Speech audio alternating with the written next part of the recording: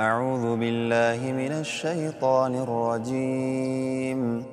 بسم الله الرحمن الرحيم.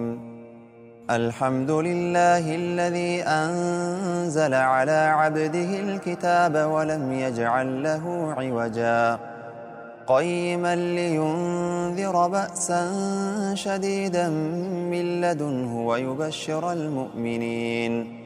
ويبشر المؤمنين الذين يعملون الصالحات أن لهم أجرا حسنا ماكثين فيه أبدا وينذر الذين قالوا اتخذ الله ولدا ما لهم به من علم ولا لآبائهم